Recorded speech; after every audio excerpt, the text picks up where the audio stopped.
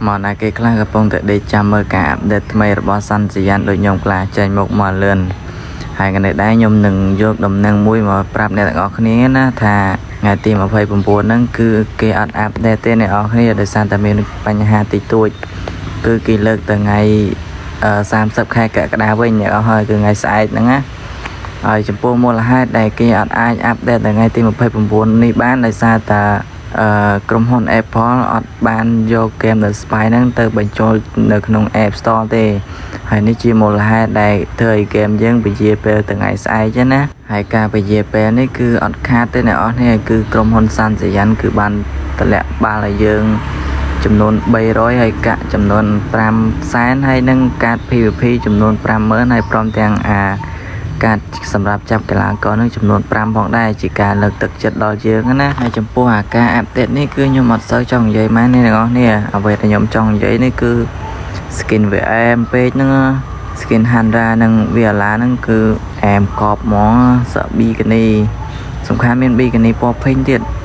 ហើយអ្វីដែលសំខាន់ទៀតនោះគឺដាវេហ្នឹងហ្មងនៅសុកមិននៅទេទៅធ្វើជារូបសំណាក់អីណាបែហ្មងហើយអ្នកនរគ្នាចូលទៅ claim ក្របបាល់ចំនួន300គេតម្លាក់ឲ្យហើយនៅបើមិនតន់ចូលទេគឺទៅចូល claim ហើយទៅអ្នកនរគ្នាគឺគេតម្លាក់ឲ្យយើងថ្ងៃហ្នឹងមកអត់មានចាំស្អែកទេអ្នកនរគ្នាចូលទៅ claim ហើយទៅហើយអ្នកនរគ្នាគ្រាន់តែចូលទៅដល់ game ហើយអ្នកនរគ្នាឃើញពាក្យថា mail ហ្នឹងអ្នកនរគ្នាចុចចូលអាពាក្យ mail ហ្នឹងទៅគឺវាឃើញហើយក្របបាល់នៅកណ្ដាលមុខតែម្ដងចំនួន300ហើយមានកាត EP ហើយមាននឹងកាតចាប់ hero ទៀតអ្នកនរគ្នាclaim ហើយទៅនៅថ្ងៃស្អែកចាំយើងចូលទៅអត់មើលទាំងអស់គ្នានៅវេលាម៉ោង2:10ថ្ងៃត្រង់គឺគេធ្វើការអាប់ដេតហើយចាំចាប់កីឡាករទាំងអស់គ្នាហើយខ្ញុំអត់មានក្របបាល់ចាប់ទេអ្នកនរគ្នាមានតែប្រហែល4000ហ្នឹងដូចខ្ញុំនិយាយព្រឹកមកអញ្ចឹងគឺមានតែ4000ក្របបាល់ទេហើយអ្នកនរគ្នាមានចំនួនប្រហែលដែរជួយ comment នៅខាងក្រោម